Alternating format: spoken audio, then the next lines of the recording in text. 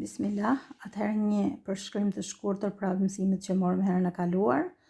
Pra morëm kapitulli I parë pra vendalja e shkronjave arabe. Thamë që vendaljet e shkronjave ndahen në dy pjesë pra. Makhraj muhakkak dhe makhraj muqaddar. Çdo thot makhraj muhakkak. Pra muhakkak do të thot është shqiptim që mbështetet në një pjesë të caktuar për pjesëve të fytit ose gjuhës ose buzëve. Pra ky quhet makhraj muhakkak, pra vendalje e përcaktuar dhe e saktësuar. Atëherë vendalje e vlerësuar, pra makhraj muqaddar, është shqiptimi që mbështetet pra në një pjesë të caktuar për pjesëve që I përmendëm pra, dhe kjo është e zbatueshme vetëm në gryk. Pra makhraj muqaddar, pra vendalje e vlerësuar, është e zbatueshme vetëm në gryk. Atëherë kush janë vendaljet muqaddar? Thamë që është elif, wawi dhe jeja. Pra janë vetëm 3 shkronja. Elif, waw, je.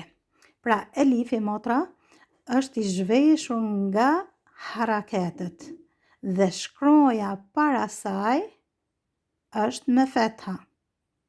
Si për shembull, qala. Shiko, kemi kafin me fetha dhe pas kafit me fetha na vjen elifja, qala.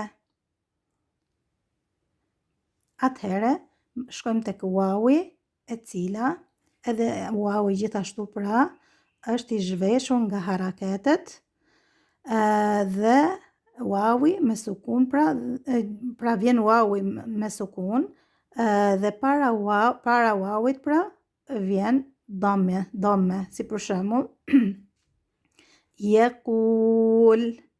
Shiko, yaqul.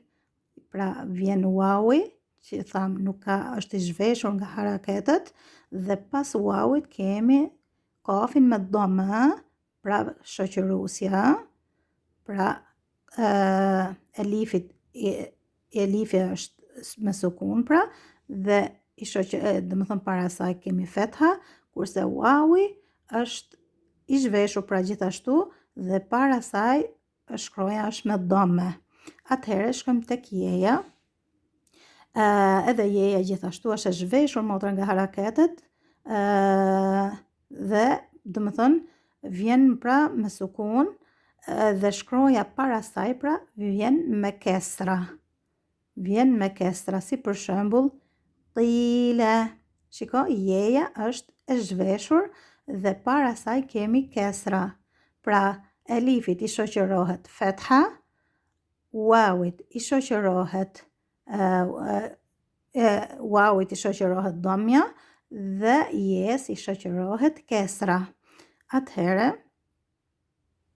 Atëherë motra,